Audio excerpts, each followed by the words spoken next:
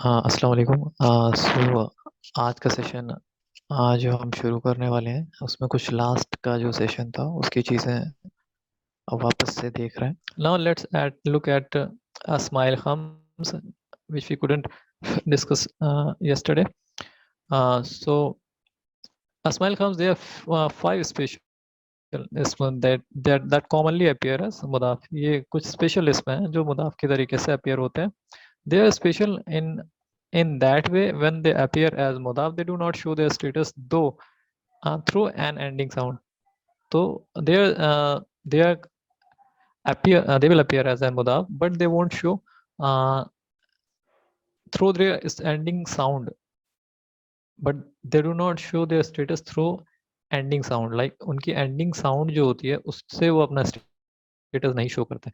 Rather they show status through the letter that corresponds with each ending. ठीक है, तो हर का जो होगी जो एंडिंग होगी ना उसमें जो लेटर्स होंगे जो इनसे जुड़े होंगे उसके जरिए अपनी अपना स्टेटस बताएंगे। जैसे कि इफ अगर ये मरफू होंगे तो हमको मालूम है कि दम्मा से एंड होना चाहिए नॉर्मली, लेकिन क्या है इनके केस में इन 5 वर्ड्स के केस में क्या होगा, वाव से एंड होगा। ठीक है, अगर मरफू होगा, ठीक है, रफा होगा वर्ड तो वो वाव से एंड होगा, नसब होगा तो फिर वो अलिफ से एंड होगा, और जर होगा तो फिर वो या से एंड होगा। जैसे कि एग्जांपल्स में यहाँ पे देख लें।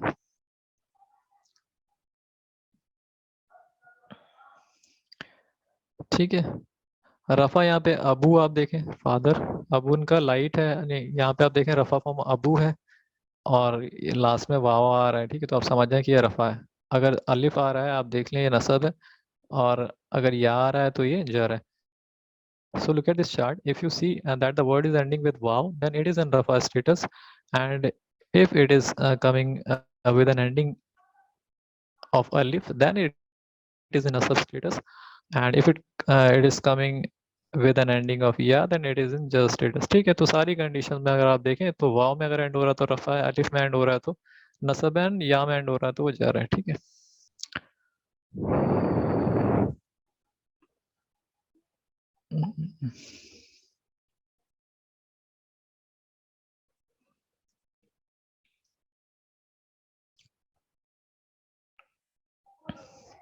okay, so the last word we have is zuzazi. So if you look at uh, there is some note about this, and so the this word doesn't have a non-mudaf version. ठीक है, it always appears as a mudaf. The feminine version of this word is zatu, zata, zati। ठीक है, तो feminine version आप ये देख सकते हैं। ठीक है, इसका तो इसका क्या होता है, नॉन मुदाफ आपको इसका नहीं मिलेगा। ठीक है, ये हम बाद में देख लेंगे। आज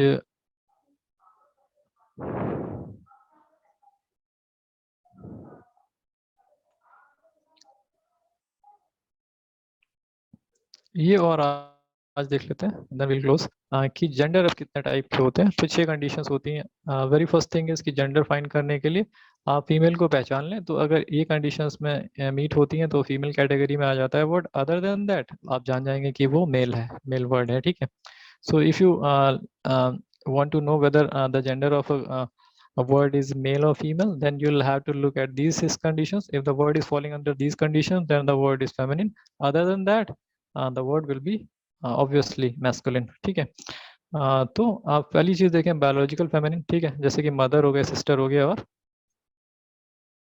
ठीक है, दूसरा क्या है, वर्ड्स एंडिंग विद ता मरबूता, अलिफ मकसूरा और अलिफ हमजा। ठीक है, so the words which are ending with these words are going to be feminine. Third point is body body parts in pair like eyes and ears. जैसे कि बॉडी पार्ट्स होते हैं हमारे, आईज हैं जो पार्ट्स पेयर में हैं, जैसे कि आंखें हो गई हैं, ठीक है, हाथ हो गए हैं, तो वो क्या हो गया, फेमिनिन में फॉल करेंगे।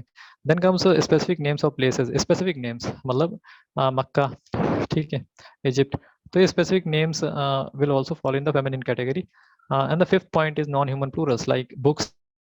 बुक्स क्या है, नॉन ह्यूमन प्लूरल्स हैं। ठीक है, तो ये भी फॉल करेंगे फेमिनिन में। ठीक है, but the six condition is that the Arabs also said some words as they called some words as feminine. So अरब ने भी कुछ नाम को कुछ वर्ड्स को फेमिनिन पुकारा है, तो उनको भी हम देख लेंगे अभी। ठीक है, तो biological feminine we just discuss the mother sister cow, ये बायोलॉजिकल फेमिनिन है और इनको आप फेमिनिन ही मानोगे। But then comes that word that end with अलिफ हमजा ता मरबूता एंड या, you can look at those here, रहमतन हमराउ अल कुबरा। ठीक है, तो ये एग्जांपल्स हैं, रहमतन हमराउ और अल कुबरा किसके एग्जांपल्स हैं? ये फेमिनिन के एग्जांपल, फेमिनिन वर्ड्स के एग्जांपल हैं। Body parts in pair like hands eyes and legs places like uh, this word like school and masjid cannot be it is not a specific name, so these cannot fall in this feminine category, but the words like Egypt, America are feminine because these are specific। तो Egypt America specific है, जबकि school और मस्जिद general है, तो Egypt America will be ये feminine होंगे, लेकिन यहाँ पे भी कुछ एक्सेप्शंस है। Then comes non-human plurals. The examples are cars, masjids, books. So these are all non-human plurals. तो ये क्या होंगे? Feminine होंगे। These will be consider, we'll consider them as feminine। तो ये क्या है? कार, मस्जिद और बुक क्या है? Feminine consider करेंगे। तो ये वर्ड्स हैं जो अरब ने जिनको फेमिनिन कहा है, ये हमको याद करने हैं, और बाकी we'll look at the drill in the next session inshallah. Till then, अस्सलाम वालेकुम।